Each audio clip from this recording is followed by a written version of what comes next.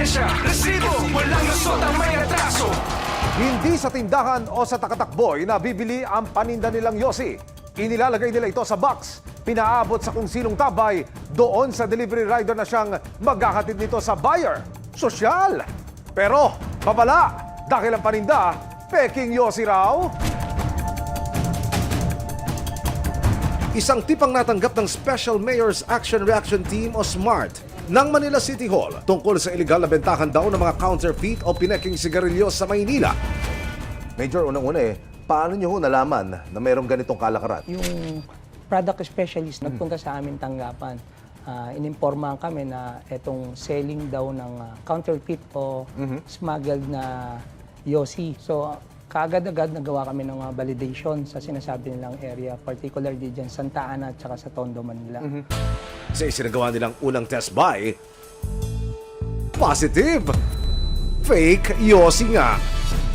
Ano ba pagkakaiba, Major? Paano mo masasabi na yan ay pirata ho? Ayon dun sa product specialist nila, no, kung makikita dun sa yung dala nating sample dito. Sige, Doon sa mere packaging pa lang, makikita mo na pare-pares yung series dun sa barcode o yung sa tax stamps, pare-pares yung numero.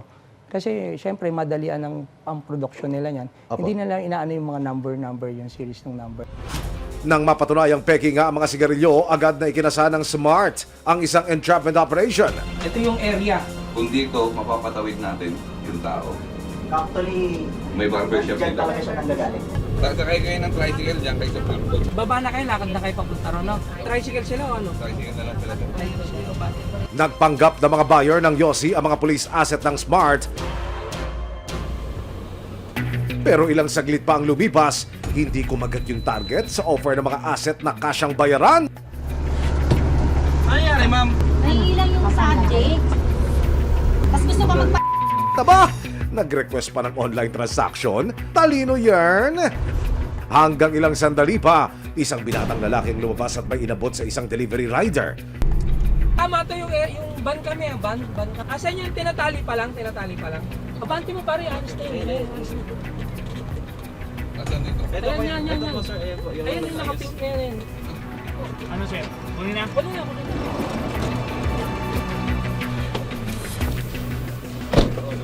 Positive!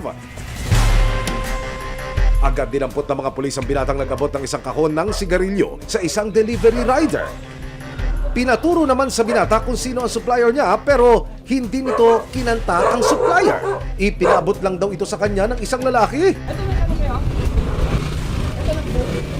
Turo mo na ba sa ito? Saan yung stakan nyo? Pasukin na lang. Sa pagpapatuloy ng operasyon ng Special Mayor's Action Reaction Team o SMART, kasama ang resibo sa pagtugis sa mga nagbebenta ng peking sigarilyo. Isa pang surveillance ang isinagawa nila. Ito na yan, sir. Hinuli ng mga pulis ang lalaki pero ayaw ikanta kung saan ang galing ang daladalang peking yosi. Hindi, positive yan. Sa tulong ng isang barangay kagawad, isang bahay ang tinunton ng mga operatiba ng SMART. Knock, knock! Ang kaso naman, Ayaw buksan, ibig sabihin. Ayaw may tao sa loob, sir, pero ayaw buksan. Kala ka double lang? Ito. Sabi mo, buksan na lang, makipag-cooperate na lang. Kuya, Mga polis po kami, City Hall. nag-cooperate ka na lang. ano nga bang hidden secret sa bahay na ito? Bakit pati operatiba ayaw niyong papasukin? Hindi, makayos ng bahay. May lusutan kaya ito.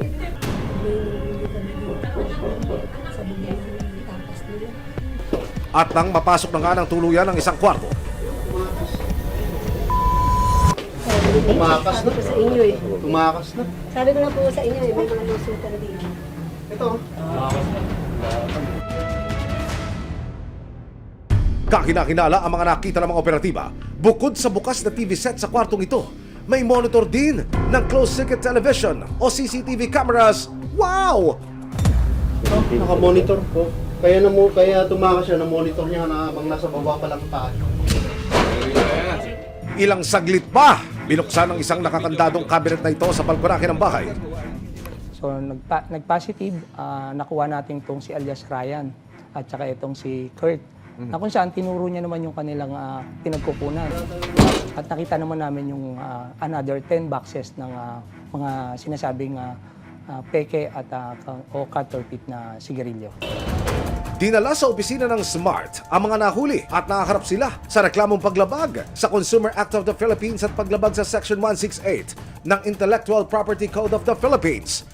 Nakapareham ng resibo ang dalawang nahuling di umano'y sangkot sa bentakan ng mga counterfeit na sigarilyo. Bakit kasi nila hinuli kayo dahil nagbebenta kayo? Di ba? Hindi ka talaga ginagawa. Habang isang lalaki naman daw ang tumawag kay Kurt Sumkad Busan para iabot ang kahon ng order sa delivery rider. Tinanong ka nila kung saan nanggaling. Tinuro mo ba sa kanila kung saan nakuha?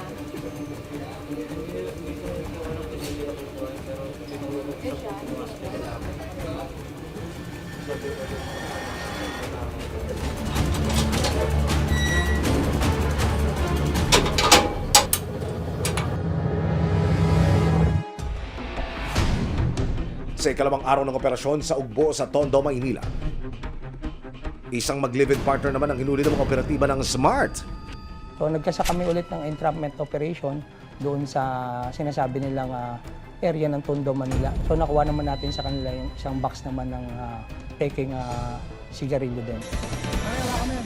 Habang ipinatuturo ng mga otoridad kay Natalie ang kanyang supplier, sinabi niyang online din lang ang transaction niya sa supplier. Saan niya kinuha? Pakayag pa ni Natalie sa resibo. Pero alam mong illegal yung ginagawa niyo. Opo. Kung alam mong illegal, bakit niyo ginagawa? Tapos po siya. Ang gastos. Kung panggastos ang dahilan ni Natalie, teka, itong si Jefferson, nilaglag ang kanyang live-in partner. Ay nautusan lang po ako kanina, pagbalik ko dyan sa service, yung box na sigarilyo nasa bahay na po. Sinong nag-utos sa'yo? Sinabi lang po sana sa ako ay labas ko. Ganun po talaga. Walang gagawin, magdidalawa lang po talaga. Ano pong inihain niyo reklamo rito, Major, please? Sinampa natin sila ng kasong RA 8293, Apa. yung Intellectual Property Code of the Philippines, saka yung sa ating Consumer Act. Paalala naman ng SMART sa publiko. Sa ating mga kababayan, lalo na doon sa nagtitingi-tingi na gumagamit ng sigarilyo. So maging mapagmatsyag kayo at suriin nyo yung inyong mga binibili dahil ito ay may epekto sa inyong kalusugan. Kaya sa mga parokyano ng Yossi, sa bawat sindi, baga ang nakataya. Lalo na kung peke ito, abay, mas malala.